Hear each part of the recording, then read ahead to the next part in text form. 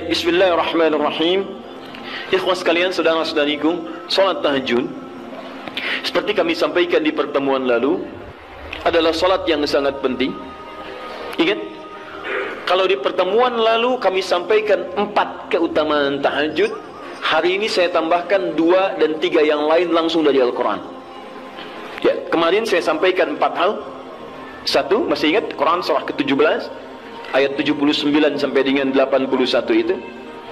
Orang yang rajin tahajud akan mendapatkan 4 keutamaan yang tidak didapatkan oleh orang-orang yang tidak tahajud, sekalipun solat fardunya begitu khusyuk. Ya, antum solat fardu khusyuk, bagus, tapi nggak tahajud, nggak dapat 4 keutamaan itu. Ini sudah saya bahas panjang lebar di pertemuan lalu, saya hanya sebutkan cepat saja. 1, Allah akan mengangkat karir, pekerjaan atau aktivitasnya di tempat yang terbaik. Ya, jadi kalau antum misalnya pengusaha atau orang karir di kantor dan sebagainya, itu akan cenderung kemudian ditolong oleh Allah, diangkat ke tempat yang terbaik. Terbaik itu tidak harus puncak yang paling tinggi, direktur, tidak misalnya, tapi tempat yang bisa membuat nyaman hidup Anda, sholat bisa nyaman, bergaul juga nyaman, dan tenang kehidupannya. Mungkin level Anda nggak sampai puncak ya direktur utama, mungkin direktur 1, 2 gitu ya, tapi Anda dijauhkan dari hal-hal yang maksiat, dijauhkan. Sholatnya enak, punya ruangan nyaman dan sebagainya. 2, Allah akan bimbing setiap ahli tahajud. Allah akan bimbing sehingga menjalani awal pekerjaannya dengan begitu mudah. Ya, wa rabbi adkhilni mudkhala sidq. Ya Allah, tolong bimbing saya supaya mengawali pekerjaan dengan cara yang benar.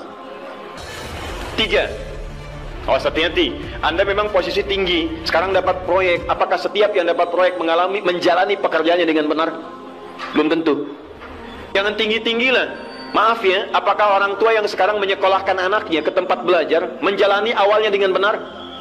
Hati-hati ya Bu ya, Pak. Bapak Ibu menyekolahkan anak dengan awal yang salah, maka memberikan jalan keburukan ketika dia belajar. Saya katakan, jangan pernah Anda masukkan anak Anda ke sekolah dengan menyogok. Bayar sekian supaya masuk, menyalahi aturan. Kalau awalnya sudah salah, bagaimana anak Anda bisa belajar dengan benar? Mustahil mendapatkan sesuatu yang tidak baik. Yang baik itu mustahil didapatkan. 3, wa akhrijni mukhrajaz sidqin. Allah berikan jalan keluar terbaik dari persoalan yang dirasakan. Di ahli tahajud itu setiap punya masalah, bukan nggak dapat masalah ya, bukan tidak bermasalah hidupnya. Dia mendapat ujian juga. Cuman sebelum diuji, diringankan masalahnya, sehingga seakan-akan nggak punya masalah. Padahal sama dengan yang lain, cuma saat akan dia lalui, Allah ringankan persoalannya sehingga mudah dilalui. Dan yang keempat ini yang hebat. Ya, waj'alni min ladunka sultanan nasira. Allah akan tolong langsung orang ini ketika ada lingkungan sekitar yang akan menyakiti atau menjahilinya. Kalau diisengi orang, diganggu orang dan sebagainya, ini orang-orang seperti ini langsung mendapatkan perlindungan dari Allah Subhanahu wa taala. Ada satu kali, ini kisah nyata, seorang saleh ahli tahajud, sampai saking ahli tahajudnya tidak ingin meninggal kebiasaan ini. Ini sangat nyata kisahnya dan tidak mengarang. Satu kali Pak, kemudian malam-malam dia perjalanan dengan rombongan, apa yang kemudian mendengar suara dan menyaksikan kebiasaan dia. Anda tahu apa yang terjadi? Dan ini apa yang dilakukan? Kabur. Nah, gak panjang pikirnya, kabur ya kan? Tapi sekarang lihat apa yang beliau sampaikan. Begitu datang harimau itu, perhatikan ahli tahajud ini, dia ingat dengan janji Allah. Dia ingat dengan janji Allah. Perhatikan baik-baik ya. Kalau Anda sudah punya kebiasaan Qur'ani dalam jiwa Anda, maka ayat itu akan hadir membimbing Anda dalam setiap kesulitan Anda, apapun itu. Nabi Yusuf dekat dengan Allah, ketika digoda muncul ayatnya, laula ra'a burhana rabbi. Kalau bukan melihat petunjuk dari Rabbnya, niscaya ada sesuatu yang buruk terjadi kepadanya. Tapi Allah jaga beliau. Lihat baik-baik teman-teman. Begitu melompat harimau itu, kemudian dia katakan dalam jiwanya, lihat kalimatnya, ya khalqallah, hei makhluk Allah. Dia tidak katakan ya namar, hei harimau, tidak. Kalau disebutkan harimaunya menunjuk pada zatnya, tapi dia lekatkan makhluk ini kepada penciptanya. Hei makhluk Allah, ya khalqallah, hei makhluk Allah. Jika saya memang rizki yang telah Allah tetapkan untukmu pada saat ini, maka saya ridha untuk engkau makan, silakan, tidak ada masalah. Kalau Allah tetapkan saya sebagai rizki untukmu pada saat ini, silahkan. Tapi kalau saya bukan menjadi rizki yang telah Allah tetapkan untukmu pada saat ini, maka jangan coba-coba ganggu ibadahku hari ini. Lihat kalimatnya, bukan jangan makan aku. Lihat, bukan jangan makan aku. Jangan coba-coba ganggu ibadahku saat ini, atau aku akan mohonkan pada Allah penciptamu untuk menghancurkan kau saat ini juga. Perhatikan, dia minta jangan ganggu tahajudnya, bukan jangan makan dirinya. Apa yang terjadi ketika dikaitkan dengan ayat perlindungan tentang tahajudnya, maka tiba-tiba harimau ini pergi meninggalkannya, mengaum sekali seperti. Anda bisa bayangkan, bisa nggak malam-malam begitu Anda sholat, tiba-tiba ada nyamuk misalnya kan banyak tuh, begitu Anda mulai disengat oleh nyamuk, diambil Anda katakan, hei nyamuk, kalau ini memang rizki yang telah Allah tetapkan untukmu saat ini, sedot sebanyak-banyaknya, saya ikhlas. Tapi kalau bukan, jangan coba-coba ganggu saya.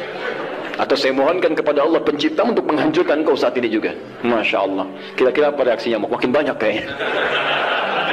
Coba cek. Berarti chemistry-nya harus lebih dibangun lagi. Tingkatkan.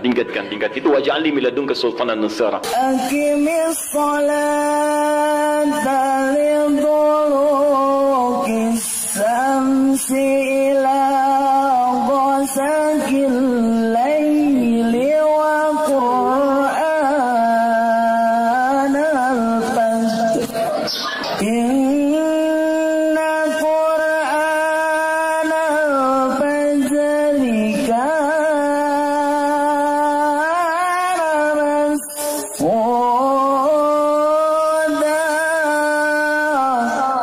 wa min al-layli fatahajjad bihi nafilatan lak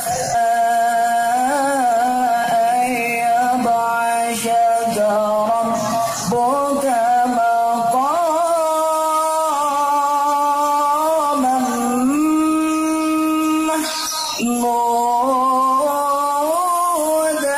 mahmuda qul bi'adkhilni